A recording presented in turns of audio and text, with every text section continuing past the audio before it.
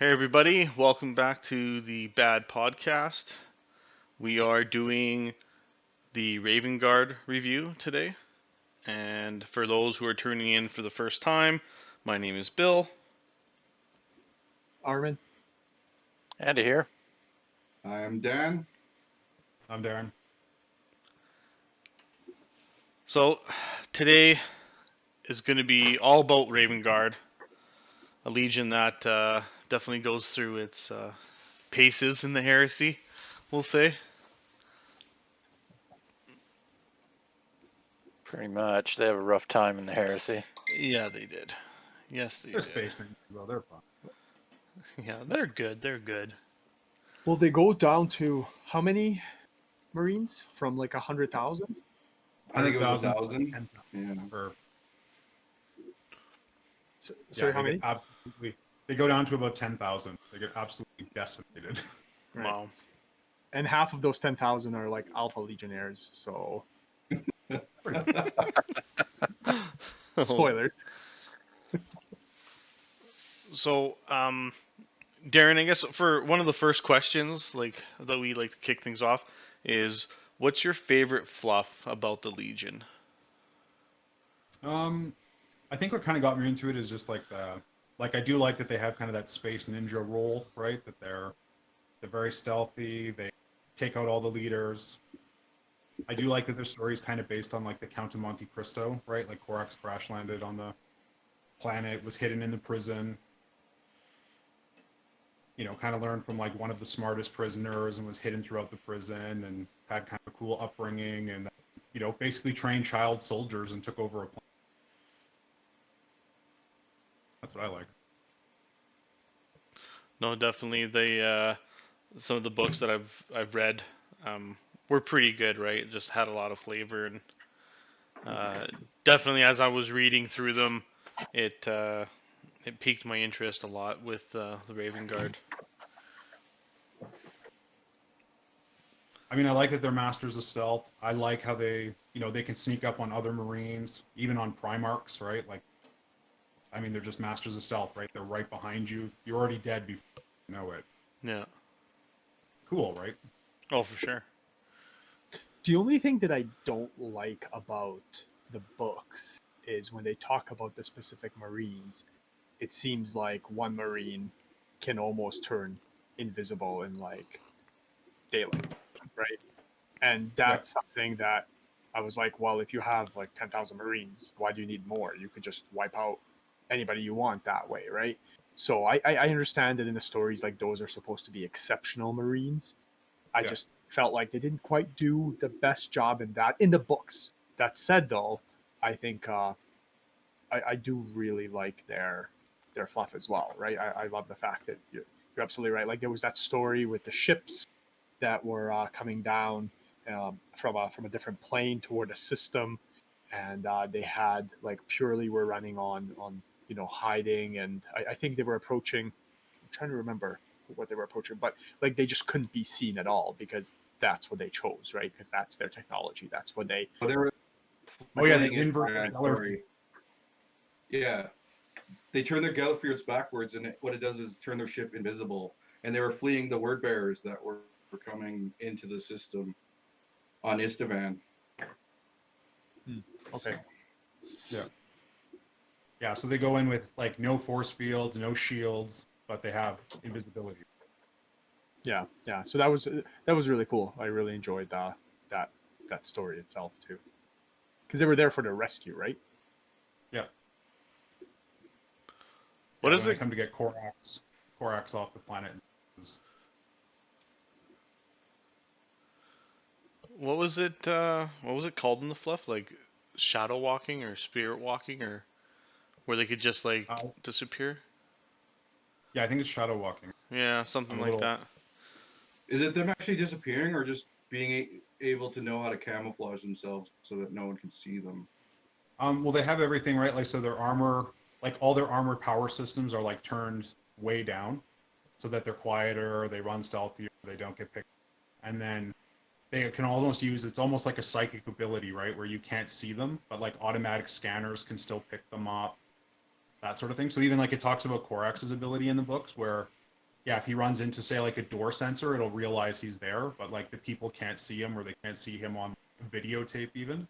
Like he sort of See, just kind of like it's your mind, and that's what the see, Shadow Masters have. Like the Marines who are like the top tier like martial artists, like basically the best ninja guys, right? They have that ability as well.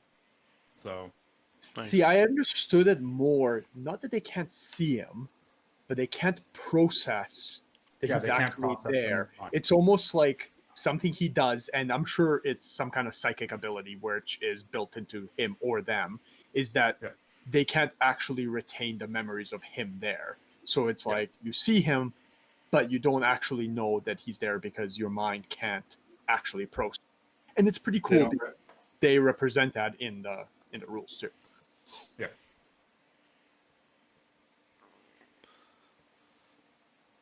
So Oh, go ahead, Andy. I was just say, But sorry to interrupt, but you talked about now this is a huge spoiler. So like 1 Spoilers. second. That's right. I don't know if you want to go 20 seconds or whatever. This is a massive spoiler. But you talk about Primarchs not being able to see him. But so not Corax, but the Shuriken, that's his name, right? Yeah. Yeah. Alferia saw him Yeah. So because that's he kind of was the thing with this. hiding, right? And yeah, Yeah. So there are moments even where like Sharokin's invisible, and then all of a sudden there's a random Marine that can see him. So there's even stories where like one of the salamanders just like looks up and sees him hiding in the ship, and he's like, "Hey, what's up?" And it's kind of like, "Oh, I thought he was invisible." And then like there are certain Primarchs who can see him, certain Primarchs who can't, or certain just troops or guys that. So, I mean, even in the game, right? Like demons or psychers, are kind of able to see through ability, which I don't fully agree with, but I don't so agree either as well. I think he's a powerful enough being that he should be able to be able to, you know, not be seen by them too, right? Like what's a level 1 or 2 or maybe some of the most powerful psychers, but a regular psyker, like he's still a Primarch, right? So yeah, it's something I wish in the rules is that like maybe Magnus could see him, Logar could see him, like, but most of the other guys couldn't see him, shoot at him, or have that ability. But I mean, unfortunately, you can't get everything you want with the rules. So I personally think all Primarchs should be able to see him. But that said, they can't confer that ability to the units. So in the end, like there's only a few Primarchs that have shooting, and really, if they're yeah, close enough to fire, then it doesn't really matter. So, yeah, but no, it's definitely a neat ability that he has. I'm sure yeah. you'll go over it afterwards. Well, it's just like in the see like even in the books, like I know it's like Dark Imperium, like Guilliman talks back when he first starts like training with Corax, or maybe it's in the Corax book. But anyways, like Guilliman actually talks about how like Corax literally is right on top of him, and he didn't even know he was. And there's even scenes where Corax and his squad of the jetpack, the Mordent or not the Dark Furies, like there's a scene in where Conrad Cruz like he actually sneaks into the room with them and is actually like right on top of Cruz and like he doesn't even know that they're there, right? So that's why I like that. Like some of the Primarch, he's literally so stealthy. Like some of the Primarchs don't even know he's there, or some of the he's there. But in game, obviously, reflect that quite as well. no, definitely. So I was going to ask, out of the model range, obviously, Primarch alone is a great model. I think they really did really, really good with them. But out of the other units, the specialized units that they have, what's your favorite one? I have to say aesthetically, like I love the Mordente. Like I love the sniper rifles. I love the cloaks. I love how they look. Like to me, they are beautiful. And when I bought them, I equipped them all, of course, with sniper rifles. I found they're not very good in game with the sniper rifles. And I mean, as far as I'm concerned, like the Dark Furies are like the best jump troopers. Like I think they're the most beautiful. Those big claws, like the Mark IV jump packs, like with just the little wings on them, like they look amazing. But I think the Raven's talons just look so brutal. Like I love them, absolutely. Yeah. And I'm a big fan of beaky helmets too. So I like Mark VI armor. So Very nice.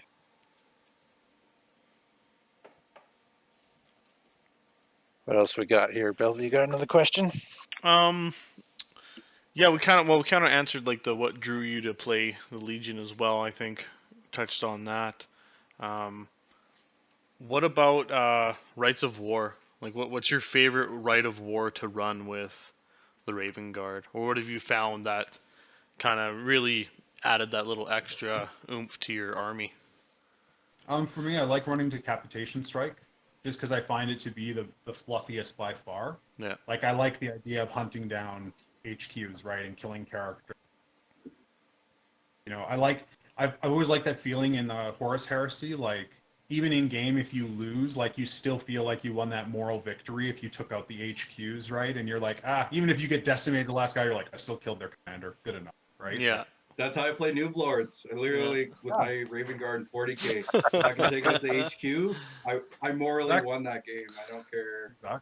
Like that's what I feel their rules should be, right? It should just be like Ravenguard, kill all the HQ, automatic win. You're done. Like Awesome. game over. So Well, and they can have draw pods, right? It's kind of like an orbital assault just for them. yeah. Like I have to say when I first started playing them, like I was definitely drawn to running more of the infiltration without the drop pods and doing that sort of stuff.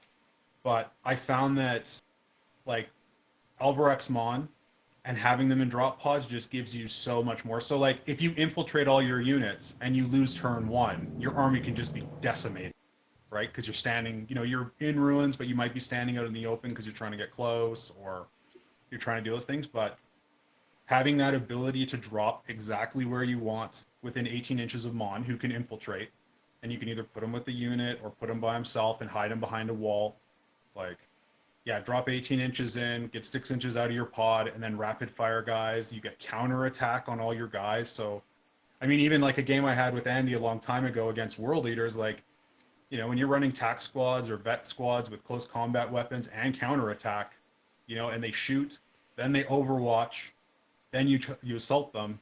Like, they're pretty brutal, right? To have counter attack on them and to be able to I come in. remember that. For that sure. that actually surprised me for sure when you said they had that, and I was like, "What?" Yeah. And what gives them counterattack? Alvarex Mon. Okay, So under his rules, any unit getting out of a drop pod gets counterattack. That's pretty cool. Wow. Only the first turn they get out. But Yeah. I mean, when you drop out of your pod and you use them to block, and obviously you have, like I usually run with more, a couple plasma squads and or a couple melta squads to try and snipe out tanks or snipe out units that have terminators or characters around. But just even those tac squads with all of those attacks, they're pretty brutal. They're pretty good screening units, right? So your other guys can get in and do. And you also used to take some a couple flyers too, didn't you, Darren? Like was it Storm Eagles, or don't they have their own? They have their own. The Darkwing pattern Storm Eagle. I don't think they're quite as good as the regular Storm Eagle, but I like running them for the fluff. Like, again, they get the concussion warhead missile. Oh, the Eclipse missile. So it's only strength 4, but heavy 2, blind, concussive. They also have stealth, right? Yeah. So that's a big difference. You jink, now you have a 3+ cover save. Like that's a big gate. Yeah. That, and if you deep strike in beside Mon, like you can deep strike them in within 18 inches. They land exactly where you want with no scatter. Shoot what you want, like, and they have stealth on them too. So, if you have Night Fight on turn 1, like, they're a great little unit. I mean, I was running like 2 of them and a Fire Raptor for a while, so which was pretty brutal air support for sure. But I remember that. I thought it was cool. That Rite of War also doesn't have a massive negative. Your only big negative is 1 heavy support. Yeah. And Right. for me, like I believe with Heresy, like boots on the ground is what it's all about, right? Like I do run a heavier Air Force for sure, but I do really like having like drop pods with guys, just guys on the ground, moving around. And then too, I mean, when you have Corax in there and they're running 6 inches, right?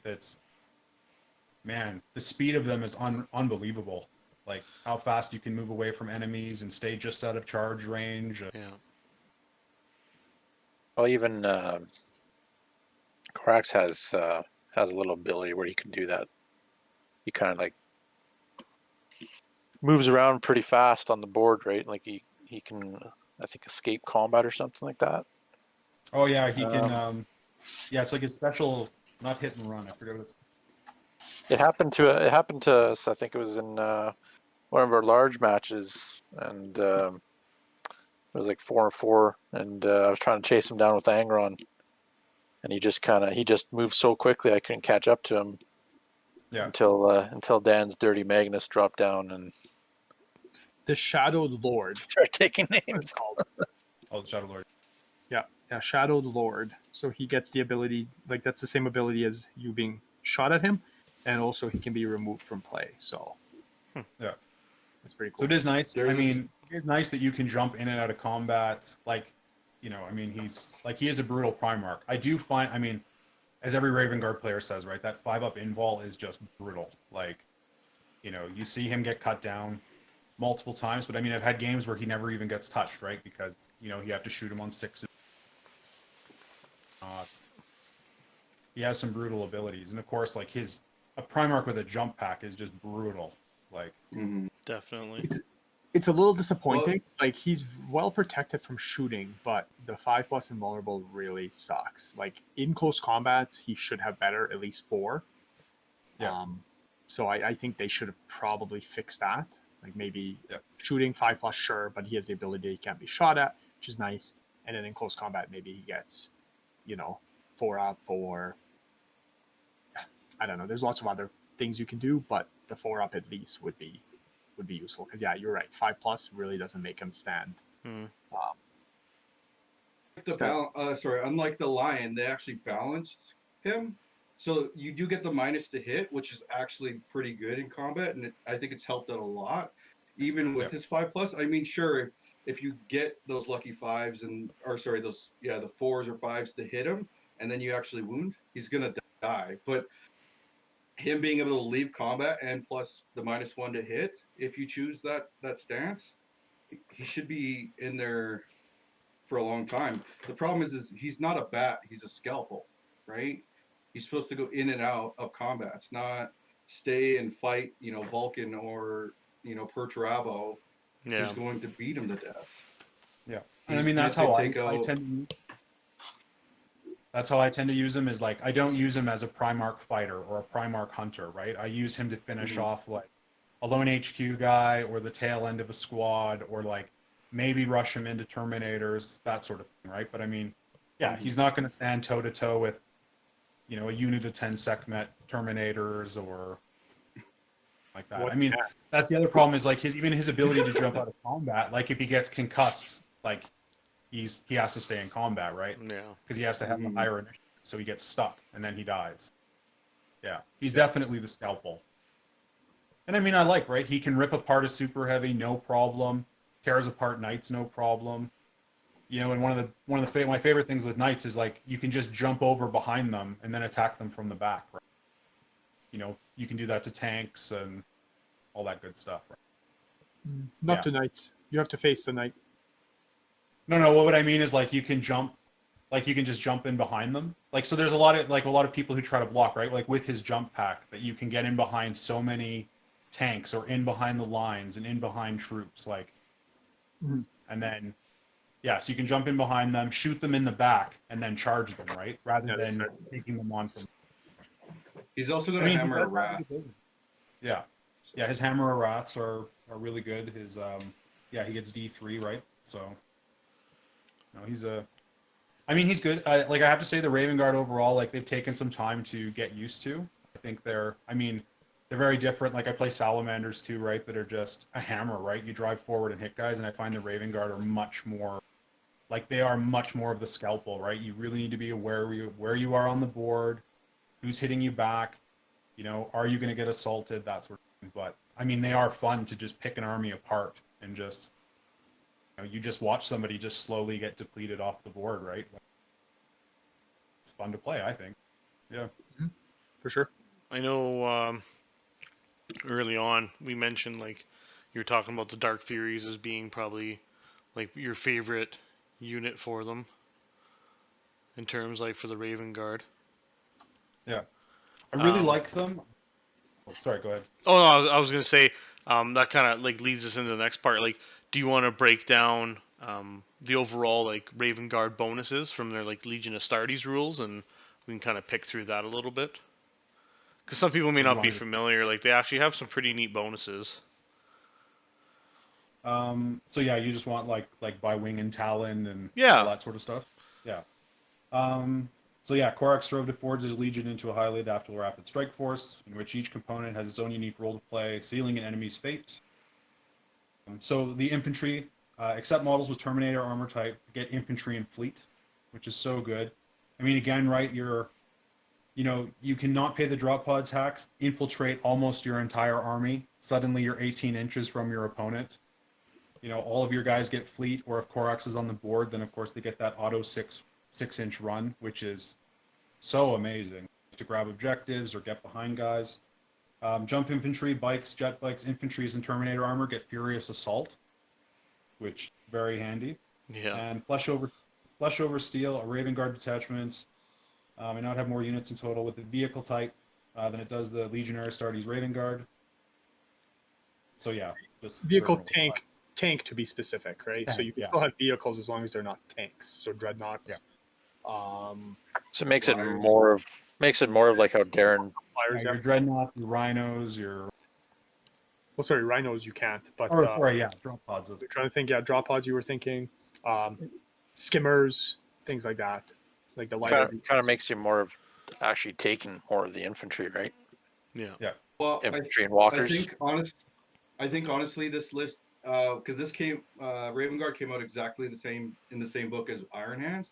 And Iron Hands, you can't take more infantry with bikes, jump packs, stuff like that. So I think they were trying to be like the opposite of Iron Hands in a way, because Iron Hands literally says you can't take these super fast units, while them literally says no, you have to take more infantry, kind of thing. I think they were just kind of be the polar opposites. Yeah, in my I think you're right. opinion. But yeah, I mean, even so especially when you go back to the Dark Furies, right? The fact that you get Furious Assault on them, and I mean, the Raven's Talons are brutal weapons. Yeah. Because they're So yeah, each pair of Raven Talons, right, are mastercrafted on each model, and then they get rending on top of it. So, you do have that time when you run in and against a unit of Terminators, and you will absolutely shred them, especially if you have a chaplain with them, and you're able to re-roll, or there's that independent character where you gain Preferred enemy. There you go. Yeah. So, yeah, they can be super brutal, right? But yeah, I mean, Furious Assault is great. Yeah. Definitely. And then So- I mean, it's a lightning claw, right? Do lightning claws have shred still, or is that something that I'm Yeah. remembering? yeah, it's a mastercrafted Shred. lightning claw. Right. So they have Yeah. shred AP3, rending, Yeah. mastercrafted, right? Mastercraft. So as you were saying, like they're unreal weapons, right? Yeah. Like majority of the stuff you're just ripping apart, and those 2+ armor, you know what? You still have rending, right? So Yeah. So and with shred, like that's a mass amount of wounds that you're going to inflict. Because do they give you an extra attack too? Yeah. Yeah, they're a pair. That's right. So 4 on the charge. 4 on the charge. Where they get sudden strike. So the Dark Furies get sudden strike, and you gain a +1 initiative bonus on any phase in which they charge. So when you when you charge, charge them, you get +1 strength and +1 initiative on them as well, right? Wow. They're base 2 attacks. Yeah, they are a brutal thing. I mean, obviously, like the big downfall, right, is they only have 3+ armor, so they can die fast. But yeah, if you get them into combat, they're brutal. But the chooser of the slain is in artificer armor. Yeah. Right. So if you you can maybe position him better to at least attempt to save a few of those. Yeah. Wounds. Does he have a better weapon skill too? Yeah, he has 5. Is he weapon skill 5? Weapon skill, Yeah, yeah. compared to the other squad. Yeah. So challenge every time. Yep. So still on the talons there, the lightning claws. So you can upgrade any Ravenguard model with lightning claws to Raven's talons for like 10 points, right? Yeah. So that's what's given the mastercrafted and rending. is the talons. So that's pretty neat. You can give it to characters or whatever, upgrade them. Yeah. I find often it's a heavy tax though, right? Because you have to buy them lightning claws, Yeah. upgrade their lightning claws, right? So it's a heavy tax to have. But I mean, the Furies, like, they're not actually that overpriced either. no, Like, you look at 175 and then 30 a model, so for 220 or 325, you get a 10-man unit, and it's actually pretty good at what it does. I mean, I would maybe compare them to like the Word Bearer. What are they called? Ashen Circle, or Ashen Circle, because they've got AP3 as well. yeah. But I think the Furies, definitely with the weight of attacks, the weapons are just unreal. I think they're, for their points cost, I mean, I don't know if I would run 3 of them, but 1 for sure. yeah. And that's the thing I find, like with running a deep striking force that's right in your face, it kind of forces your opponent, like, are you going to shoot the guys that are in your face, which allows your Dark Furies to run up the board, or, are you going to target the Dark Furies, which then of course leave your Ravenguard to do more work in the enemy lines. So they are a very big distraction, which I find is super fluffy, right? It's fun. And I mean, you can deep strike them too with their jump packs, right? So again, if you have them on the board, I mean, they deep strike in, they land exactly where you want them. It's just they have to sit there for a turn, right? Probably. Yeah, so then they're not doing anything till third turn, but you probably aren't getting anywhere till third turn anyways. So yeah, If you have Corax on the board, you can run them, right? So you'll get a full 18 inches. Yeah. So you're halfway up the board already. Yeah, so that's just it too, right? Yeah, Corax is on the board. I mean, they're super fast and brutal. So I mean, I've even had games, right, where the enemy comes towards me turn 1, and I mean, if they move into that 24-inch bubble, right, and then all of a sudden, like your Furies, if they're on the line, I mean, they're right in them, on your turn. yeah, They're so fast. those are pretty cool. What's the other rite of war that the Ravenguard get besides decapitating strike? I have it here if you Yeah, guys go just ahead. want me to read it out. It's called Liberation Force. I think it was like book 6 when they gave out like second rights for people. I think it's basically kind of getting after Istvan. So they have freedom fighters once per game, declared by the Ravenguard player at the beginning of the game turn of their choice. Every model in that army gains the Zealot rule for the remainder of that game turn. So everyone becomes fearless and gets hatred for that one turn. Slayer of Tyrants. When playing a mission that uses the Slay the Warlord secondary objective, the controlling player earns not 1 but D3 victory points for achieving this victory condition. So that's kind of leading into their kill the head of the snake kind of thing. Lead by example. Should the army include the allied detachment drawn from the Imperials militia and warp cult army list? Models from this detachment are fearless within 6 inches of any model that has Legion Astartes Ravenguard special. I don't really know where that's from, like in the fluff. Why like the militia get fearless from being around Ravenguard, but Maybe touches in the fluff of the Yeah, spire or well, something. it kind of gets in how like the Raven Guard can deploy one or leading a squad of like 5 guys to a planet, and they'll make contact with like their guerrilla force, and then they'll start to train them up and teach them, and then kind of have the humans fighting. So it happens a little bit later in the Heresy series, and in 40K it happens a few times where they do that. So I get they're going for that malicious side, but yeah, I mean, me personally, I wouldn't run my cup of tea. And the Raven Guard are like, they pretty much stand for like justice, pretty much, right? Yeah. Like that's what I kind of got out of some of it, some of the stories and stuff. But it's Yeah. they Like have it's their kind of own that sense opposite of of, Cruise, right? Like yeah, they have their own sense of kind of justice, whereas like the Night Lords are a bit different in their own sense of how they with their justice, right? Yeah. They We're a have their little own justice extreme too. on the justice scale. Yeah. So I mean, can't all be like Ultramarines, but Salamander. So Whoa. so their limitation is they can't be part of a Shattered Legion. They cannot take any fortifications or any unit with a mobile or slow and purposeful. So they can't take Terminators. The right of war may only be used if it belongs to a loyalist faction. I think that's changed now, though. I don't think Terminators have slow and purposeful anymore. Oh yeah, you're right. Yeah, you're right. Yeah, that's probably been updated. I don't even know what does have that anymore. Not much. In 30K? Back in the I don't old think a lot. shenanigan days where, yeah, slow and purposeful would transfer over even if you had one model. You could move and fire heavy weapons with no Yeah. penalty. And That's like editions ago. We need to forget that. I know, but it came up, right? So it's just one of those things. But yeah, old shenanigans, best left in the past.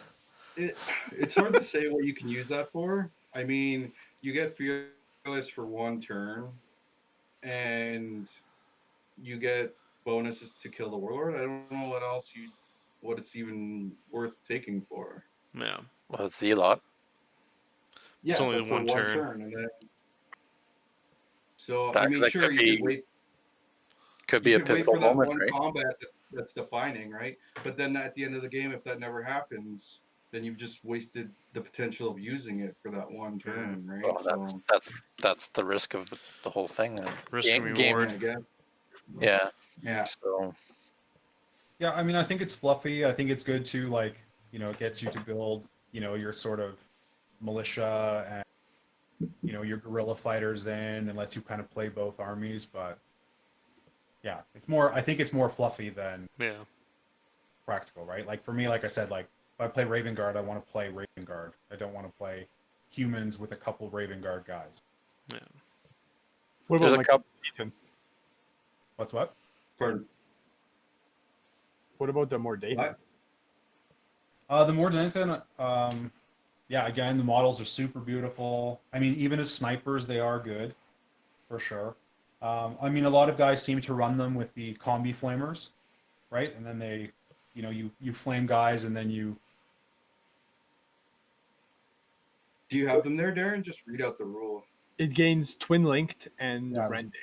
So all their shooting for that turn gains twin linked and rending, which if you're running flamers, which means you reroll to hit to wound. Yeah. Yeah. Right? So auto hit, reroll the wound, and then rending. So that's pretty pretty nasty. Yeah. I've been on the So I mean, receiving end of that. they're definitely bullet magnets for sure if you run them and tell your opponent what they're going to be. I mean, I just I love the idea of them. I love the sniper rifle look on them, but I just find in game like they're not worth the point cost. They're fun fluff wise, but yeah, sniper rifles I find. Yeah. They're what the headhunters should be. Combi flamers definitely would be like a one shot, like Yeah. you rip apart most likely, right? That'd be You awesome. hit guys, Yeah. right? Drop them out of a drop pod or What else would you take though? eagle. So, no, I know, but I mean, like, what else combi weapons would you take with them? Because combi plasmas are useless because you get preferred enemy, and you're usually shooting your plasmas at the independent characters anyway, so you're rerolling those ones. And then Melta doesn't work with rending because you already get the armor bane rule or Melta rule, sorry. And then so you got Volkite chargers, grenade launchers, or flamers that could actually utilize from the shred and the rending. Probably. So flamers, yeah, because you don't need to hit, and you just get to reroll the wounds. Yeah. Yeah. Well, not shred, twin linked. Let's be specific. Twin linked, yeah. I'm like, Twin linked, yeah, and they're both still 5. So twin linked on like Volkites and stuff is definitely not as good because you only miss on ones, right? And if you're firing a unit with an independent character, you have preferred enemy anyways, so it's kind of useless, right? So it's almost like you kind of go with the flamers, and you drop them close by to a unit, and you erase majority of the units out there. So it's quite interesting that they have that. Mhm. Like fluff wise, flamers, like that doesn't really make sense. No. Well, that's my thing. Like I don't like, and I mean, they are good snipers, right? They are good. But the other thing is like the rule's only good for a turn. You know, which is I hate that they're not only Space Marine snipers. I mean, they are the sniper elite of snipers. Mediocre. Yeah, and they're only okay. Yeah. You know what? If you're playing competitively, you're probably running flamers on them. If you're playing fluff wise, No. you're not, and then they're not as good. And I mean, they're not crazy expensive, right? But Yeah, they're definitely a fun unit. If you have the points, for sure, put them in. They're fun, but yeah, I just don't find them overly effective. Unless you're running the flamers, then they're super effective. I mean, you still have to get them in there. So I actually mentioned drop pod before. I don't think you can actually put them in a drop pod. No, because they can't take rhinos. So then you most likely no, they can, but they can get a rhino. But the specific rule is set. It gives you a list of units that can take the drop pod, Oh, and they're not part of it. So you would have to put them in a Darkwing Storm Eagle, right? Yeah. Which is pretty pricey to get them down, but they Dreadclaw. can probably get anywhere. good. Dreadclaw. Yeah. Okay. Yeah, you're right. Fast attack. Yeah. Half the points. And Doesn't of course, use up Zone the vehicle Mortalis. tank. Yeah. In Zone Mortalis, they brutal. Oh yeah. So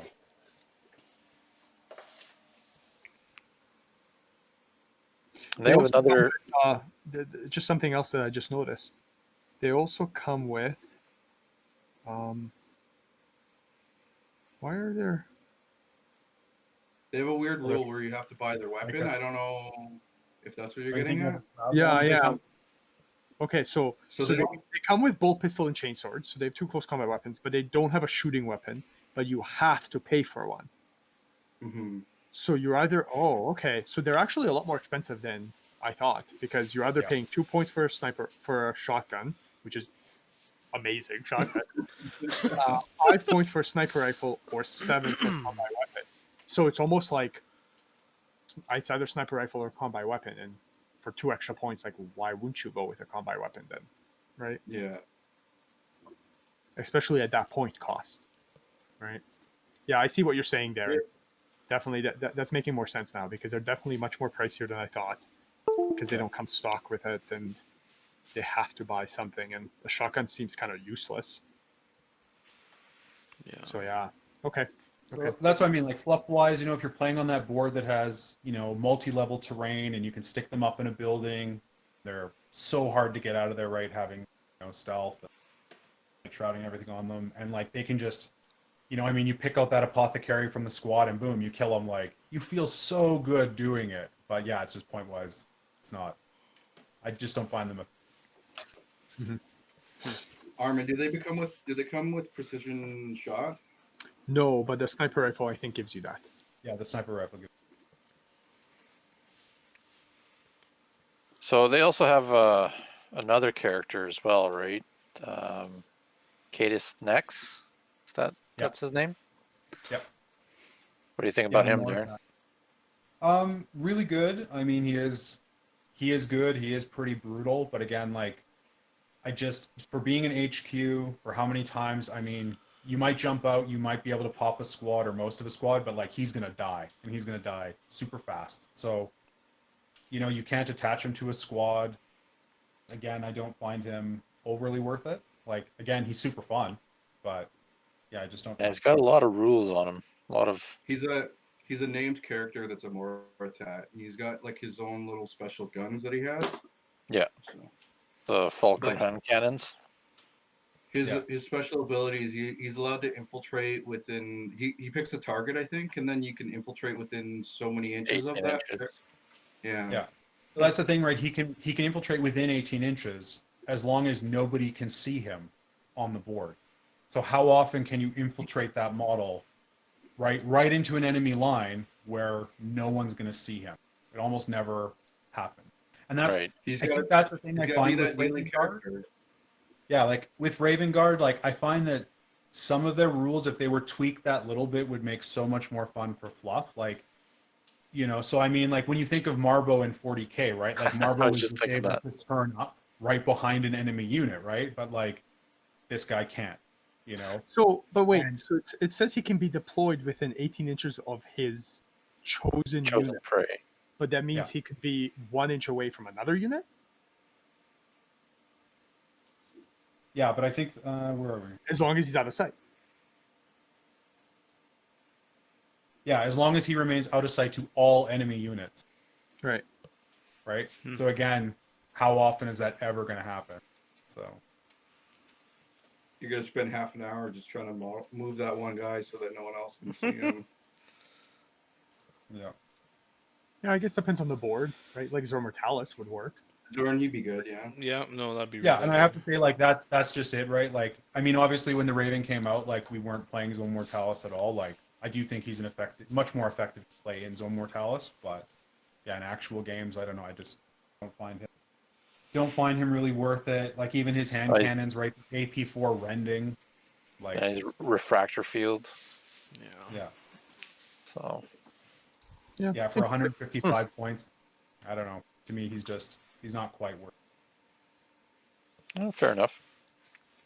Well, we touched a little on Corax, but I mean, we can go back to him. He's pretty good. Yeah. Yeah. I personally like the post Istavan Corax. it. Oh yeah, no, I don't agree with you that at all. Well, Not just at all. you're getting a Primarch that you can use him for a lot of different ways, right? As like a distraction or just like a small tar pit or just trying to harry the units, like your opponent's smaller units, and super cheap in points, right? Like it's awesome. So you do Well, he lose loses your his jump jump. pack and some big versatility, but I don't know. It just But has really, some you cool would fluff. only fluff-wise, you would use it if you were running like an Istvan 5 campaign and it's Yeah. happening afterwards, right? And he's trying to escape and you're using it for that. But because by the time he leaves the planet, he heals and gets his weapons and he's like, oh, I'm fine again. Disconnected there. Nope. That's all right. We all can still good. hear you. Just can't. We can hear you. There you go. Back online. Yeah. Yeah. So no, I don't know. I mean, for what he loses, I find for the point cost of having that Primarch, like I find his jump pack is worth the point, 100%. Just him being so fast is just, yeah, totally worth. Well, he But- also loses 1 wound and gets 3+ armor. Yeah. He still Well, that's allows just his it, troops like- to run 6 inches. Yeah. So He yeah, I also don't know. gains Again, +1 strength. maybe on- running him in Zone Mortalis. So Pardon, Armin? I said he gains +1 strength when a turn he charges. So against vehicles, he's strength 10 Yeah. Beast.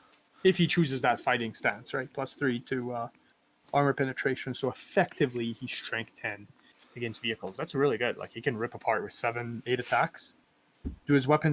Are his weapons included in his profile? Do you know? It's one profile. Okay. Oh yeah, I see that. 2-handed. Yeah, I see that. So 7 attacks on the charge, but still though, right? Like Pretty legit. against vehicles. well, that's the Yeah, thing, you right? can- If you run Death Strike, I mean, he already has like +3 to armor pen anyway, right? So, I mean, I know he's strength 9, right? He's, yeah. I mean, I've seen him rip super heavies apart. Mhm. He's brutal. Yeah. Yeah. What are all the different fighting stances Corax has?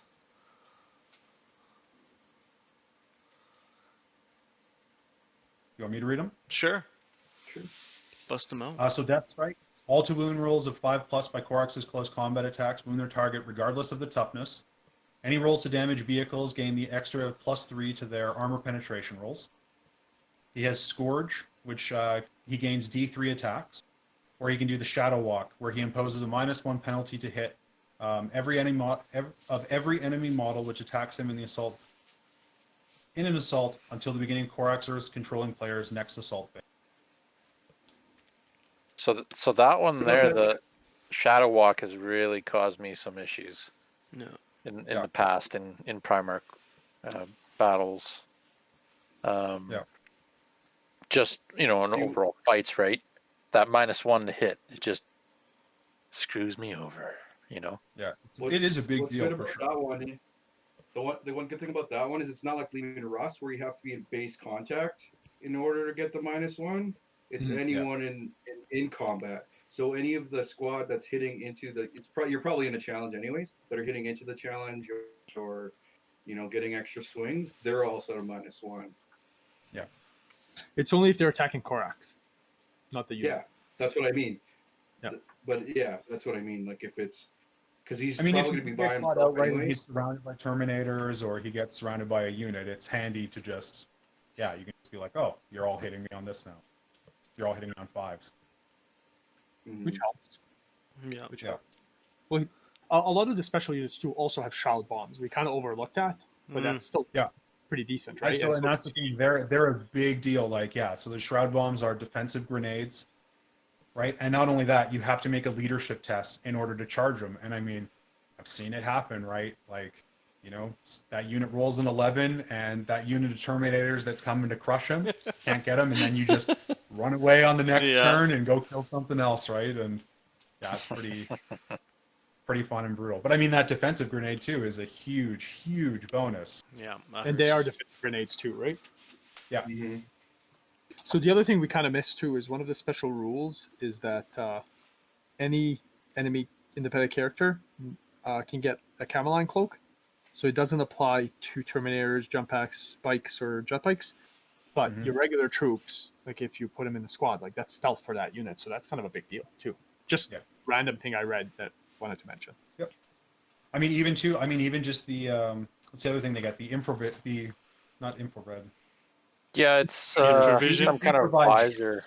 The improviser, right? But I mean, most guys, if you're dropping down, they usually want to have night fight because you're shooting at their vehicles, or you're playing against like Night Lords, right? Who have that, who have massive bonuses, like night fighting and all that stuff. And I mean, it's cheap. It's 5 points, and it gets rid of night fighting, right? I find it's a small bonus, but in certain games it can be a massively huge bonus on turn 1. Like, well, if you're relying on first strike, like it's huge, right? Yeah. So the only thing with that is it has your initiative, I believe, goes to 1 for blind tests. Yeah, you automatically get blinded. Yeah. And Dan knows about blind tests. Well, not a You don't even need initiative 1, and your whole army will go blind from the stupid Gorgons.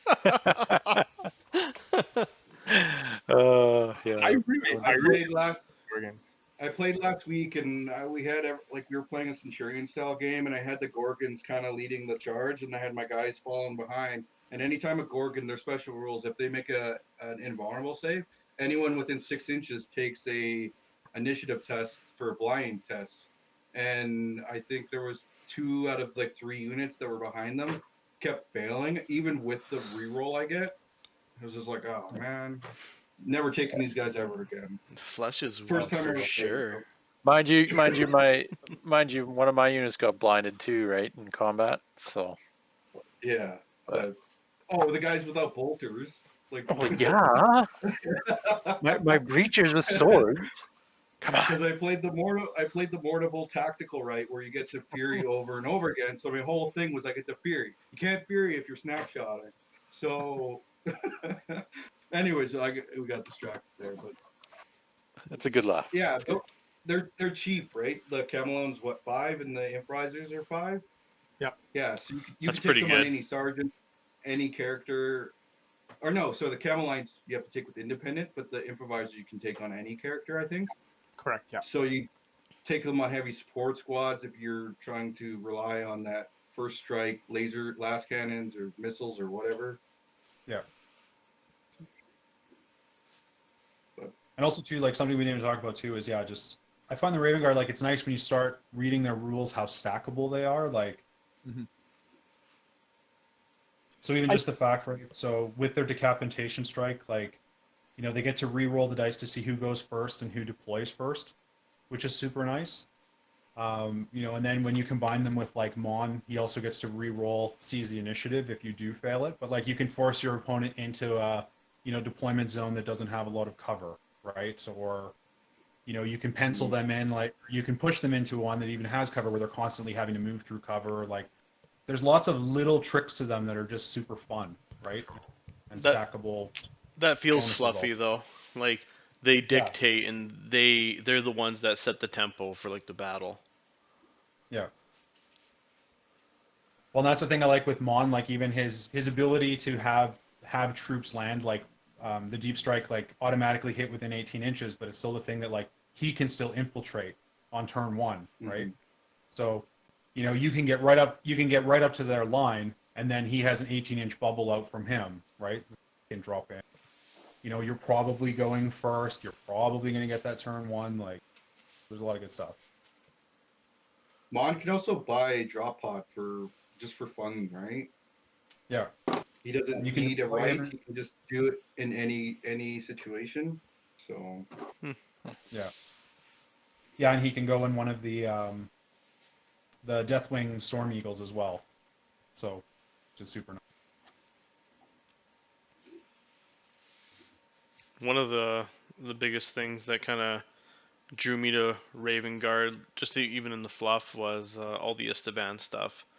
Um, I know after reading some of those books, I wanted to make like a Ravenguard / Shattered Legion, rocking like the MK234, all cobbled together with different, Iron Hands and Word Bearers, and how they describe where they're all coming out of the Storm Eagles and whatnot, and all kind of just like, um, just blasted from battle, right? Like PTSD wasn't to the Corax max. even wearing? Yeah, Cobbled wasn't armor, Corax yeah. even wearing Yeah. Iron Warrior like shoulder pads and stuff because he was all just taking whatever he could find when they picked him Yeah. up? Well, if you listen to, I think it's Ravenlord, it's like an hour-long audiobook. Phenomenal story, but it starts with him waking up in his drop pod, or waking up in his gunship that's crashed, and then him like running out and kind of getting his troops back together, them scattering from the drop zone. But it talks about how like his tech marines like can't put his jump pack back together, right? And they're trying to fix his armor and do what they can, and then it gets into just how brutal they are. Like they flee from combat and then just are jumping out surprising guys, and it really gets into like how brutal Corax is when he's mad, right? Like he rips a tank apart, he rips off an Iron Warrior's arm and kills another Iron Warrior with it. Like he throws rocks at dudes and like Sounds like talking about how like yeah, like they're like He beats bolt Wolgar, rounds, right? like without even trying. Yeah. Yeah, it's just he's absolutely just brutal. Like that's one of the audiobooks that like really made me fall in love with him. Is just yeah, he's so brutal. And of course like he uses his stealth a lot in it and yeah. So Just seems like all the Primarchs have bad tempers at times. yeah, You know, it's true. They're When warlords. you're the biggest kid in when you're the biggest kid at the playground, why Yeah. wouldn't you be the Yeah. angriest guy, right? Ain't nobody Yeah. got time for that crap. the biggest kid. I like don't that. ever remember Alfarius having a bad temper. Never mind Alfarius. It's all about Megaron. Didn't Come on, Omegron get throw out of that here. alien out into space? Yeah, he did. He got upset.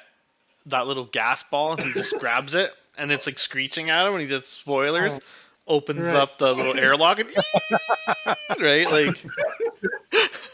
I remember that part in the book. He's like, yeah, we're at the coordinates. He's like, we're 200 years early. He's gone, right? He's like, get out of here. Yeah. Oh man. We should just have Bill read us the stories in his own way, right? Yeah. Yeah. Eagle? I don't know. I would do that. I would listen to just I'll even film it beside like a fireplace with Gary on me, and I'll pet him. Gary's his cat. My cat, yeah, that's my cat, Gary. He'll look awesome, and we can read books. Fireside with Bilbo. You gotta have your glasses down on the end of your Oh. nose and a corncob pipe kind of thing. And Sweater vest, everything. Yeah, sweater vest. Yeah. And make sure that rum These is. are the tales of the Heresy. Comment Yeah. if you want to see this, because I do. I think there was if I get enough comments, I'll do it. We'll get a picture of Bill doing it. Yeah. It's just going back to like the Ravenguard with this divan and everything like that. It's definitely a really cool story, and reading on how spoilers, how Alpha Legion like infiltrate and just let's be real, like fuck everything up for them. Really made me hate Alpha Legion a lot because I was like, Even more? they just can't catch a break, man. Like come on. But there was that scene where Omegon has a chance to kill Corax, and he chooses not to do it. Now we talk about would a heavy bolter do it, but I mean Primarch versus Primarch. Let's say that he could, Yeah. and that was pretty cool because like he's like, nope, that's not the plan. That's not what we're supposed to do. This is what we're supposed to do, right? So that was I really kind of thought that was cool because I think Corax should have killed Olgar, but that's a different story. But he was still in denial, right? Like, what the hell is happening? This is my brother. I get it. But yeah. Conrad stops him screwed too, right? everything up. Yeah. What was really heartbreaking is in that story, again, spoilers, is because they tell a lot of the story through the Alpha Legionnaire's point of view. And he like talks to the Ravenguard and he trains them on or helps them train on how to kill other Marines. And he talks about how and he starts remembering what the other, Marine remembered, and they're his squad mates. He would die for them. But the moment that switch goes off and the moment he gets activated, he goes and fires that because I think he fired a bolter or whatever it was He killed his captain. to kill them. Like it was just instant, and that even me, I was like, "Ooh, that's cool." Yeah. But clearly there's some kind of like conditioning, psychic conditioning. Sleeper cells. Right? Yeah. That's pretty much what it is with that Alpha Legion sleeper cell. Just Well, they're supposed to infiltrate, go in, and then, like you said, flick the switch, and next thing you know, they're activated. yeah, but they're supposed to be so good at infiltrating that they don't even a lot of times like they even doubt what they are, right? No. Yeah.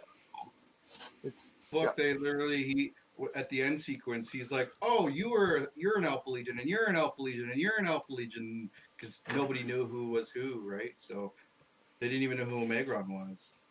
He was some dirty And bomber or something, and a lot of that I don't stuff. know. A lot of that stuff is why tons of people love him and Yeah. tons of people Espionage. hate him. But I guess we're getting away from like Ravenguard and why they're cool. But Raptors. I don't know. Now let's talk Yeah, about the Raptors, man. they don't have Raptor. rules for them, which is such a shame because Yeah. they present them as like big kids with like the Yep. ability to murder anything that they get to, but they're not Yep. quite there yet, right? Like, but hey, they get crazy Marines really fast, so they figure it'd be worth it. But the warp taint. Yeah. I'm I mean, a let's little face it. surprised. They are stupid. They are a little special. They definitely take the short bus to school, but they are incredibly brutal in combat and stories. Yeah. They're I'm a little phenomenal. surprised. Like I know that Ravenguard came out and we talk about Istavan, so Raptors come later. I kind of wish that they had a unit for Raptors, or that they had released it after the fact. So like book 6, book 7, right? There's no reason why they couldn't have done it then. So I'm a little disappointed in that because that would have been really nice to see. And then the models sound awesome. Like you're kind of building like a warp tainted creature thing. Gal Vorbeck? Yeah, So more like probably like black basically. dragons, but But I kind of feel that they would be like I like Galvorback, but these guys would be like more subtle because they would try to hide a lot of their yeah. mutations. Yeah. But like one guy would just have armor that's too big on one side or something like that, and you're like, from one angle you're like, oh, he's a Marine, and the other angle you're like, there's something wrong with him, right? That's kind of how I always envisioned him. It's a Skaven Mad Ogre holding marine armor. Yeah. Yeah, that's basically it, right? So if people don't know, in the is it Ravenspire that this all happens with the. Anyways, what it is the Legion's so crippled that the Emperor gives Corax the ability to make his own Space Marines with his own gene seed. And what he does is he literally takes these 12-year-old kids and grows them into full-fledged Space Marines in a month or couple months. And the Alpha Legion sneak in and kind of trick them. But what's funny is in that book, that's where you start to see the start of Mark 6 armor. And that's when they start to get the beakies and stuff like that. But when I was reading it, I was literally like, this is Primaris Marines. When I was like, oh yeah, they're Yeah, raising these guys, they're these super soldiers, right? they're So faster, they're stronger than like normal Marines, which is cool, right? mhm. They really did a cool thing.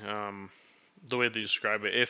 If any of the one of all events guys are listening, we need a unit of Raptors Yeah, for out there, sure. and many people would like them, I believe. So just leave Yeah, that their one there. conversions would be so much fun. Their Oh rules would yeah, be so much. yeah. I think that's a lot of that happens in Deliverance Lost. Is the Yeah, book like we're Deliverance talking Lost. about a lot. Um, Yeah, Deliverance Lost is the one where right after Istaman. yeah, very good read.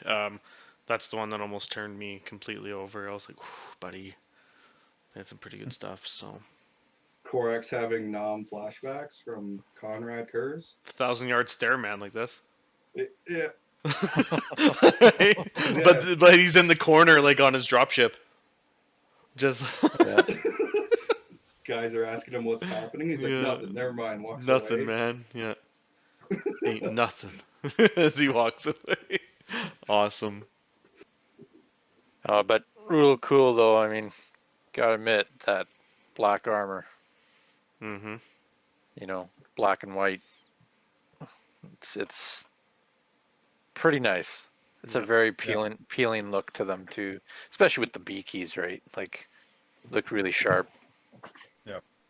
And then all the units, they kind of fit with those colors. So at a hobby painting aspect of it, you can find so much stuff on it and make them kind of look like ravens, crows, whatever, that kind of bluish black, gray kind of color. Mhm. Lots of stuff. So Is pretty there nice. anything you want to add, Darren, Yeah. about the Ravenguard? I know we've kind of been talking all over the place with things, but there's anything specifically that you want to finish us off with? I think he might have gotten disconnected. He may have. So he's frozen. Yeah. I think so. I was Yeah. like, man, he's listening intently.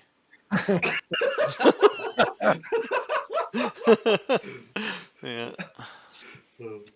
Okay. Well, is there anyone else that wants to add anything before we kind of finish it off here? If you Kinda got any honestly, Raven, you know what? Send us some pictures of your stuff, your Ravenguard stuff, any stories, Oh, yeah, questions, all that. Yeah. Let us know. Post your Yeah. models, share them. Yeah, Share them on our page. if you have questions about Ravenguard, or if you think that we missed something, right, let us know. If there's any really cool combos you found that we haven't mentioned here, definitely, yeah, hit us up and let us know on YouTube or even just on the Facebook page, and we'll do our best to answer your questions directly and let you know. Like we want to engage with you guys online and through the podcast as well. So don't be shy. Definitely don't hesitate to get a hold of us. Because I think we have a few Alpha Legion questions from our last podcast. We do, to yeah. answer, Yeah, we do. Yeah. Well, thanks for putting all the comments in, guys, and thanks for asking questions. I know we've had a couple of people ask us about Alpha Legion and what our opinions are. So feel free to ask again. I don't think we'll talk about Alpha Legion next week. We'll do Ravenguard, but if you have more questions, feel free to message in the chat under the video, or just message us on the Bad Tabletop Gaming Facebook page. Tag me in it, tag any of us in it, but they'll tell me if you don't tag me, but tag me in it too if you want, and we'll go in and we can have a chat about it if you have a few more questions. But a couple of questions I'll go over. I have them here. So one of the questions was about the Primarch's Rite of War. So I talked about running Pride of the Legion. So the question was, what about Primarch's Rite of War? That way you only have to take Alferis and not the Chaplain, as he's wondering if the Chaplain's necessary, since Alfarius gives preferred enemy everything and the Chaplain's abilities first round only. So that's kind of 2 points, so I'll kind of discuss with those. So Primarch's Chosen is really good and does a lot of the similar benefits and negatives to Pride of the Legion.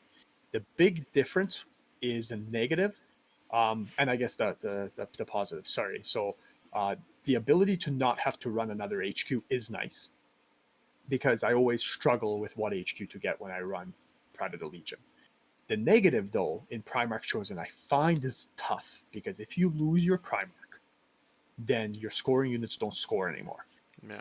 How often does that happen? Well, if you're winning, not that often, right? But if you're losing, there's definitely games where I may have lost Alfarius where I have to sacrifice him to get that objective, right? And I find that, yes, Primax Chosen would save me a few points from running it, but I find with Pride, even though Pride has that negative where you lose points if you lose all your troops, I think. Yeah, your vets and terminators. Yeah.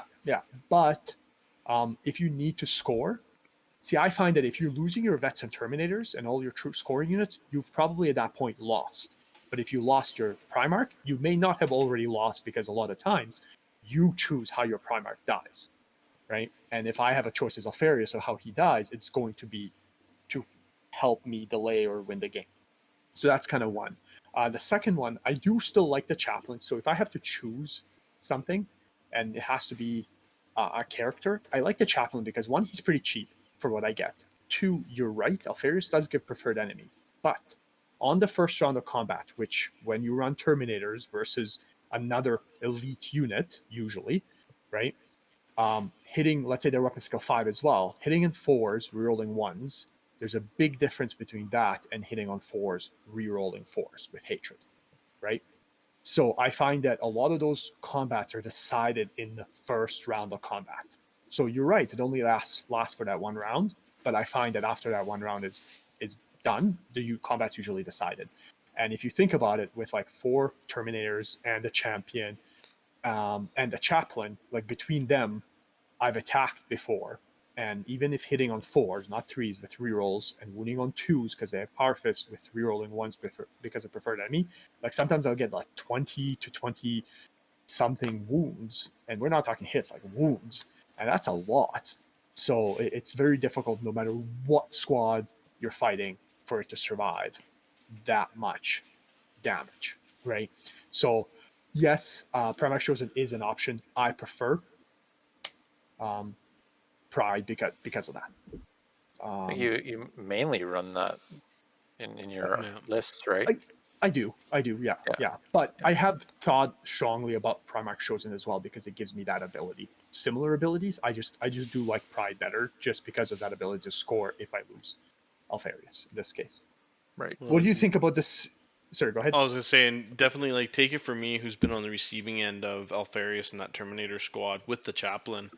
Um, Rerolling 1s compared to like rerolling everything is super huge, and I think it's saved Armin in like some really big clutch fights that we've had with my Wolves and his Alpha Legion. Like all the rerolls, they're just consistently bringing it back, and I've preferred enemy infantry as well, so I'm rerolling those 1s, but the damage output that you are maximizing with having that chaplain is huge, so it's definitely worth the points. Like if you're throwing it in your hammer squad, definitely the way to go. And just to mention too, Alfarius with that squad is still not a massive Death Star. There's way better ones out there. Majority of the other ones are better at what they do, right? So don't get me wrong, I'm not one to run them in and hit up against Horus and just Terran, or Russ with Terminators, or definitely not. So that's kind of something that also everybody should remember, is that that's not what I use them for.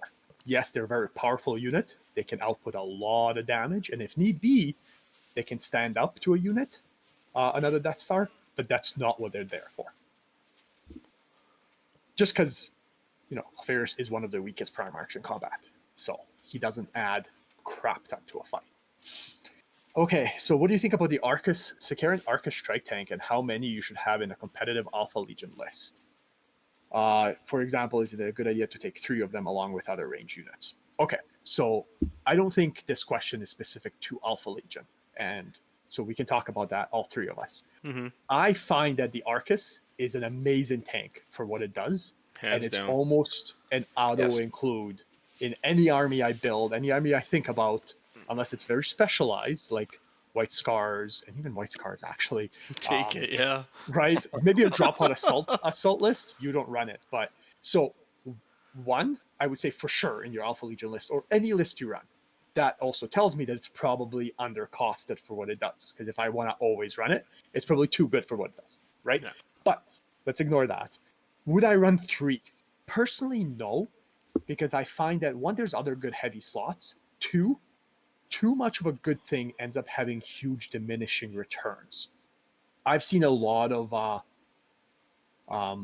players that run multiples of one thing, and you just like one thing usually tends to do a lot, but 2 don't always do double for various reasons. One, the targets that you're firing at, a lot of times the unit that you're using, in this case the Arcus, has specific targets that it's really good against. A second tank probably won't do as well, right? Especially because you're not going to have them right next to one another, right? It's not like you're taking and doubling the amount of shots of one. They'll be on probably opposite side of the table, and you're not going to be positioned to do it as much. I also find that if you run 3, for example, they're going to be a massive target, right? People will make a point of removing those. So you're going to find after the first turn, let's say you go first or you go second, you'll find that you'll lose 2 of those and you'll still only have 1. So it almost feels like a point sick, right? And a lot of times I find that my Sikaran does survive the first couple of turns, even though I only run 1, because 1, you're better off at positioning it, and there's other things that the opponent will end up opting to shoot at as I was well. gonna say, Yeah, not other if I can threats. help it. It's fair. It's fair, right? With that, like honestly, like usually when I see an Arcus on the table, it's one of the first things that I target to get rid of, Yeah. right? Mhm. Especially if like I'm looking at the army and it's like, okay, you went heavy on troops and transports, and you have a Spartan out there, with a big mob inside of it. That Arcus is going to hurt me because on my side, especially with my Ultramarines, I have some heavy support laser vindicator tanks that do my work, right? Hmm. And if I don't take that thing out, it's going to pummel me, and I'm going to lose, 2 out of the 3 Vindies that I use, right? So, Right. but And Agreed. you yeah, can't run them in squadrons, right? No. So I find that to answer the question, 1 for sure I would run. I don't know if I would run 3. I mean, you could try it. They're expensive in terms of money to just play around with. So if you're Yeah. testing it with a friend, maybe use a different tank just to kind of try it out. But in my experience, I have found that there is like a diminishing return of just replicating a really good unit over and over and over again, right? So I don't think I would run that many. You could try Yeah. 2. I've seen guys run 2, but a lot of times they'll move back down to 1 after a few games. So That's yeah. the thing too. Like taking up a heavy support slot, not being able to run in squadrons, um, especially if you're considering like 2 or 3. There's other tanks that I think you'll want to incorporate in your list. Mainly like looking at the Venator, just because of Yeah. what it does like support wise, and yeah, I think having 1 for sure always. I would always try and take it with the interceptor like Skyfire missiles. For sure. If you have extra points at the end of your list and you want to take those neutron warheads against Mechanicum stuff, cool. I've never had it successfully kill like a Thanatar or anything myself, but you know what? When it happens, that's when you can cheer, right? And it's like, yeah, it was worth that 15, 20 points or whatever they are, right? So that's true. It's very true. Next question. Okay, for troops with either Pride of the Legion or Primarchs Chosen beside Terminators, would you think it would be a good idea to run 2 5-man veterans with Combine Meltas, 1 squad in an Anvilus, and 1 in a Termite to mitigate the disadvantage of the Rite of War, but once again for a Savage Alpha Strike? Okay, so this is actually a really cool idea. I like it. I would love to try it out. In my army, I run an Anvilus with a 7-man squad.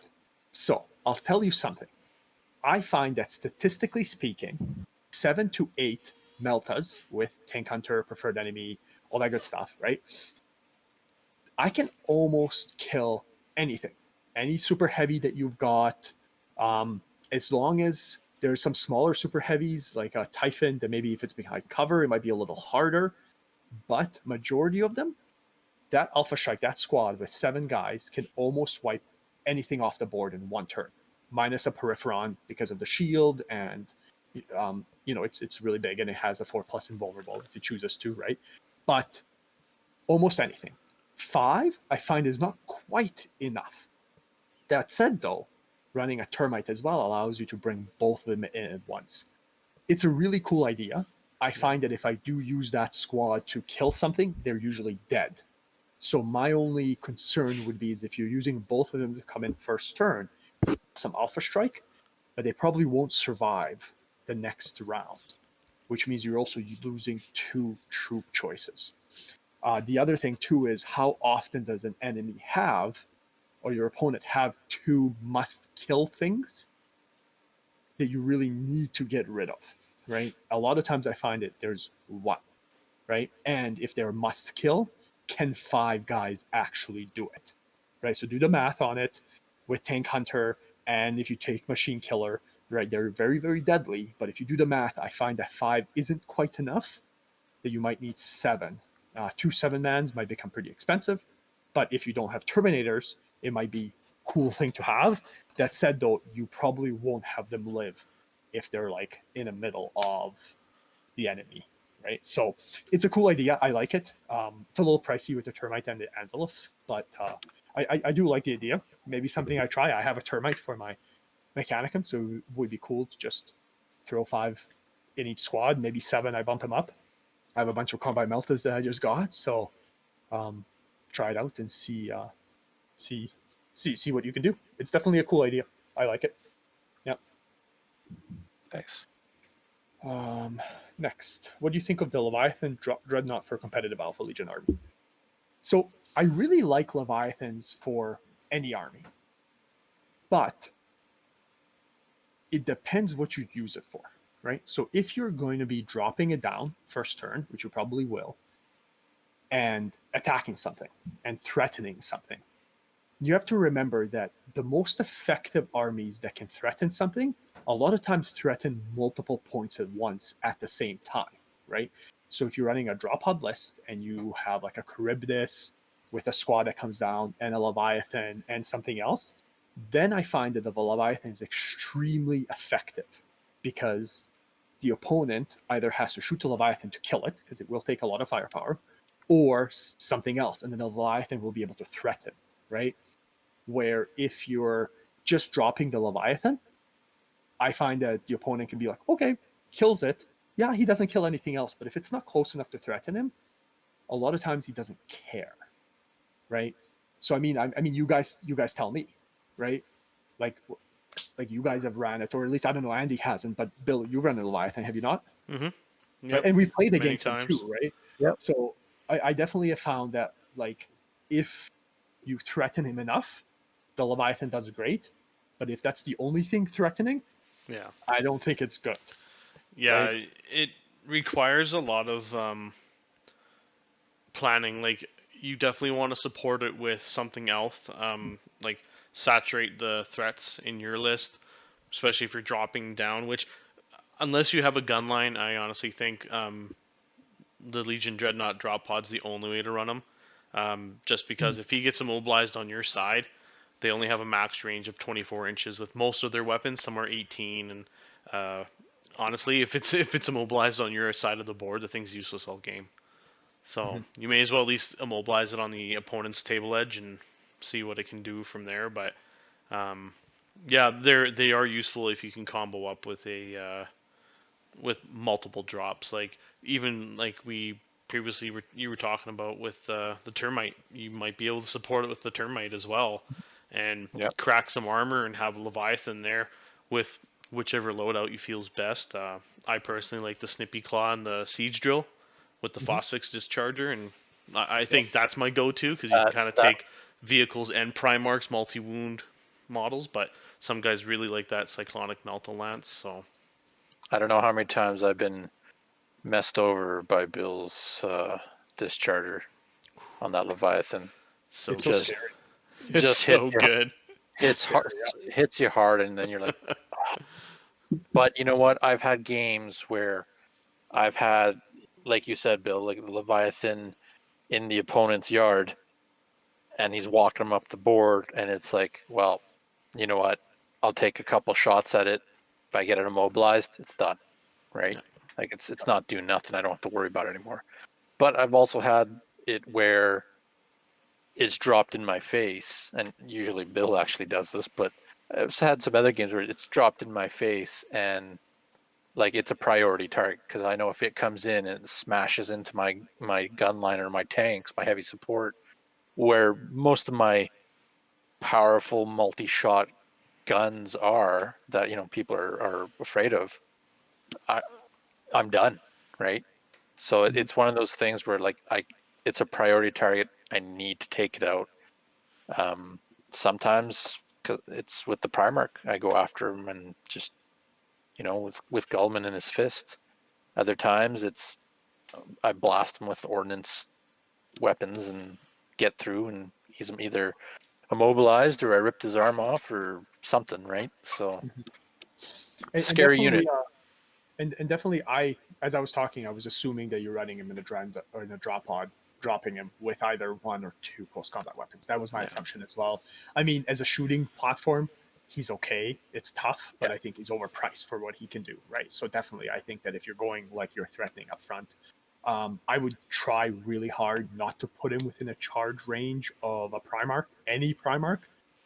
Yeah, even with the Snip Claw, you can do damage, but a lot of times you're not going to survive that combat. So Yeah. if you can kind of protect him at least a little bit there, that would be good. Stop the Primarch from charging you, right? Yeah.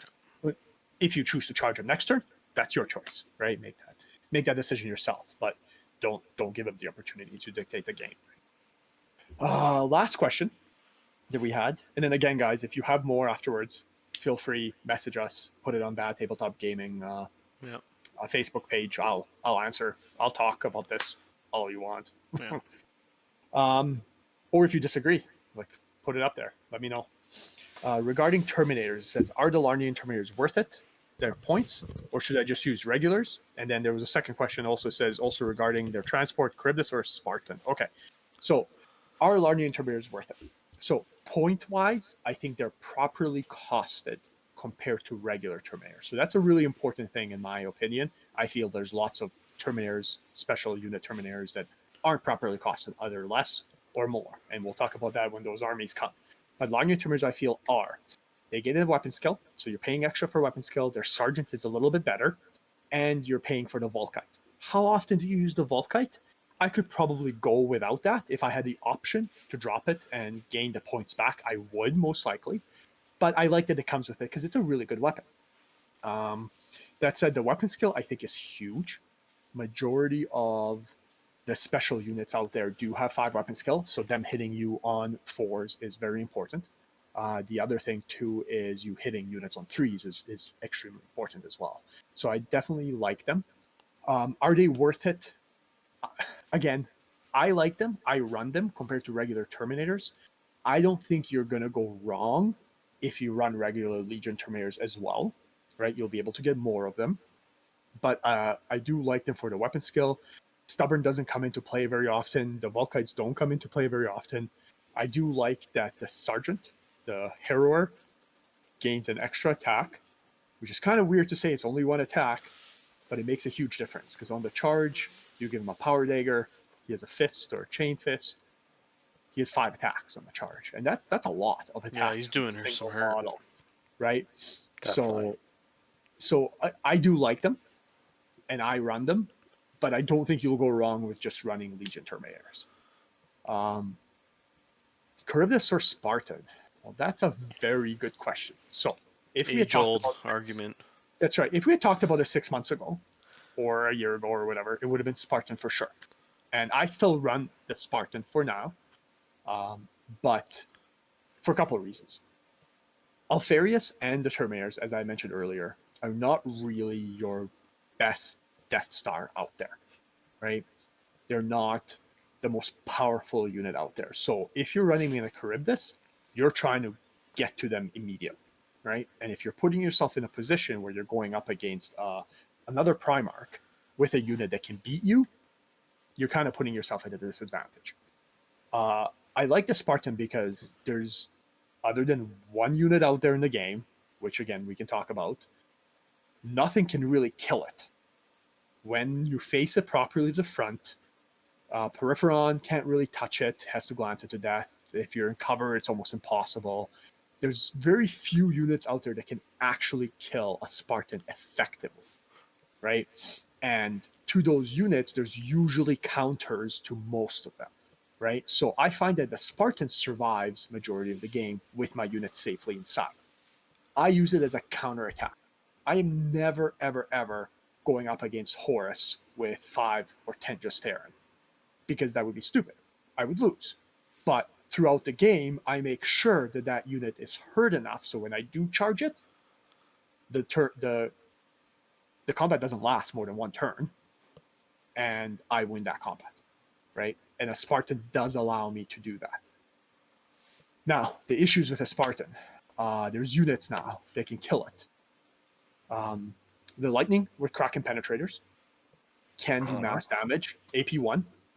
Make sure that you're hiding, okay? Make sure that you're in cover. Give it the front still. And I don't know, have some anti-air, right?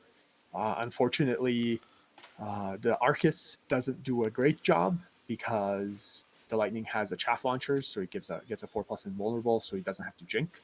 So if you don't actually kill it, which chances are you won't, or stun it, it will do some damage to your Spartan. Might not kill it though, right? Even with 4 missiles, if you're in cover from the front, still might not kill it. The Custodes jet bikes, unfortunately, with their armor bane, and they are 18-inch range and they can move far. Like, they have a huge threat range. So if you're fighting Custodes, you're going to have a tough time. I mean, if you're fighting Custodes, you're going to have a tough time anyways. But if you're fighting one with lots of jet bikes, like, that Spartan is probably not the right choice for you, because they have an answer, and a very easy answer, and an answer that seems to be run all the time lately. Anybody that I've seen play competitive Custodes has at least 1 to 2 squads of those jet bikes, right? And they can deal with anything, any armor, really. And the last one, and my least favorite, are the hoplites with the Haywire weaponry. Right?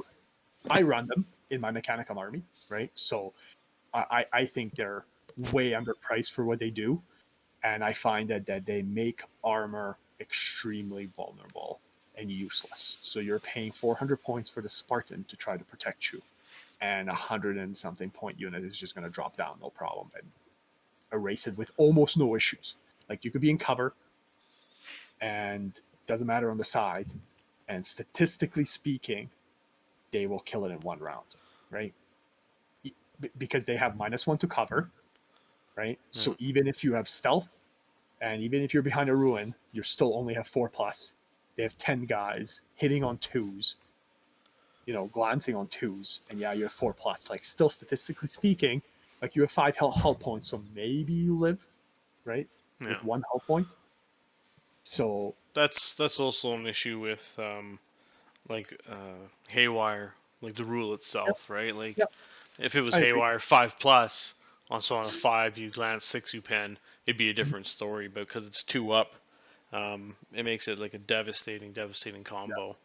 So, and I mean, this is something that we've talked about before, and I don't know if we want to bring out that can of worms, but I personally believe that Haywire needs to be changed to a rule that it's like poison, right? Where you have a number, or Feel No Pain, where you have a number beside the Haywire, and it tells you on what you're glancing at, right? So maybe the hoplites don't have Haywire 2+, like Bill said. Maybe they have Haywire 5+, right? And maybe some of the bigger Haywire weapons, like the Glaive, has Haywire 2+, right? Because it doesn't make sense that a Glaive has just as much damage as a single hoplite weapon from Haywire. I get the Haywire rule and fluff-wise, and I'm going to get people hating on me for this, but I feel that in-game terms, even though I use hoplites because they're so good, again, they're one of those units that are so auto-include that I've literally seen Marine players change their armies completely, where they're running a character with some shitty tech thralls and hoplites in a termite drill. It's almost it's It's almost a becoming constant, ridiculous. right? It's a Yeah, constant. We see it all And the it, time, but and what you're also finding is now because of the peripheron, a lot of guys' answer is running the hoplites. So you're finding Marine players are starting to include those in their armies, which again, now we're talking like competitive lists, Yeah. right? But it's very disheartening where when you bring this cool list with a Spartan and it's fluffy and you don't have a huge Death Star, maybe you have a Primarch with a couple of Terminators, or you don't even have a Primarch, right? You have a bunch of Terminators, an elite unit bodyguard, and then a guy plays Mechanicum or not, right? And just comes down with hoplites, boom, dead, and then his other weaponry just destroys your unit, and you're like sitting there being like, how's this fun for me, right? So I'm the one to talk because I run a very nasty Mechanicum army, but honestly, like, how often do you guys see me play that army? Not often. Unless I'm going to a tournament where it's relatively competitive, or we're traveling far and I actually want to bring a really mean list. I don't remember the last time I've played it oh, for you've fun. you've said you have more fun playing your Alpha Legion than your Mechanicum, right? Absolutely. So Right. So that said, the hoplites I think are something. So we digress a little bit, but to that question, a Charybdis does have significant advantages over a Spartan in that it cannot be alpha struck. At least you're choosing where to put it. That Yeah. said, once you put it down, it can be destroyed. Right. But I mean, that's basically what you have to decide is where you're putting it, and that's up to you to make that decision, right? So, I don't think Charybdis is best for the Alpha Legion specifically, but if you're choosing it over the Spartan, they definitely do both have advantages. So, I haven't personally tried the Charybdis with my Alpha Legion. I do still like my Spartan, but I do find that if I'm playing a competitive game against Mechanicum or Custodes, it's definitely a massive uphill battle because a lot of times Alfarius doesn't get there because they get blasted out of the sky. Right? Hmm. Yeah. if you were to take that Charybdis, though, what would you put in there? Would it still be Alfarius and Well, if I'm playing Alpha Legion, then yeah, right? absolutely. Yeah. Okay. If I was And running, so if I was running Charybdis, I would probably change my army up to be more of a. I know I've kind of thought about this a little bit. I would want a more for like Alpha Strike, cheaper army. So then I'd have to compare and see whether like drop odds are pretty cheap, right? So then maybe instead of running Private Legion, maybe I run Orbital Assault, right? And then drop with Alfarius with the Terminators, and then a bunch of veterans and tactical marines to follow up and grab those objectives, and the veterans and then support squads as the first wave to come down and just do mass amounts of damage, and then Alfarius with the Charybdis to be able to do that. So I've kind of thought about that army. I mean, I don't know how much fun it would be to paint that many drop odds, right? But I mean, people have done it, and um, I would like that. I would like to see that list because I think it would do well, especially with the Alpha Legion being able to pick, Tank Hunter and Preferred Enemy. I think that list would do quite well against majority of armies out there, like the First Strike with all drop odds. Yep. Yeah. yeah, they do quite well with their rules, right? Yeah. Yeah, they do. They do. But definitely, if you're running the Charybdis, I think you kind of need a few things to threaten the opponent immediately if you're Yeah. dropping down, right? So Like Charybdis, Leviathan. Yeah. yeah, yeah, yeah. Well, you could. I mean, if you think about it, you could run the Charybdis, Leviathan, and an Andalus, and then you could run a Termite Drill. So the Termite Drill and Charybdis and the Leviathan maybe come in at the same time, and then the Andalus follows the next turn. So you do have 3 units to threaten with, right? And then in the Andalus, you could put again another veteran squad to follow up with something, or maybe a support squad with plasmas, right? Because think about it, support squad with plasmas with Preferred Enemy and Tank Hunter, like that's actually a really good unit that can do anything, and within 12 inches, like double firing, like they can do mass amounts of damage. Oh, It's for a sure. gross unit. It's definitely Yeah. a gross unit. Yeah. So if you're kind of using it as a secondary, like a beta strike wave, seeing where his big unit comes in, especially after your alpha strike, it's quite interesting. Yeah, yeah. Yeah. Awesome. And then you don't have to run Orbital Assault in that case, right? You can run, Predator Legion, let's say, or Primax Chosen or whatever. Yeah. Yeah. So I think that's all the questions that we had. Yeah. I mean, if you have more, please put it up on Facebook for us, and I'll answer them where these guys go. Right. Definitely. And then definitely, if you have questions about the Ravenguard that we talked about, please put them up, and then we'll answer Yep. those questions next week as well. So Yeah, for sure. Also, before we take off, just a big shout out to our sponsors, Tony at Hammerhead Games.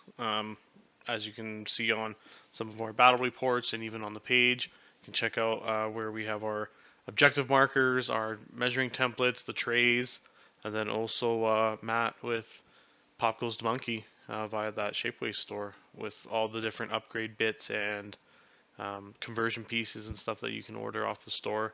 Some really cool items. So thanks to those guys. And if you're interested in supporting the channel with some swag, you can check out our Gear Bubble store. All the links are in the description as well, everyone. Yeah, but you can get anything from t-shirt, hoodies, tumblers, you name it. We've pretty much got it on there. So check it out. And thank you very much for listening in. cheers, guys. Catch Thanks, ya. guys.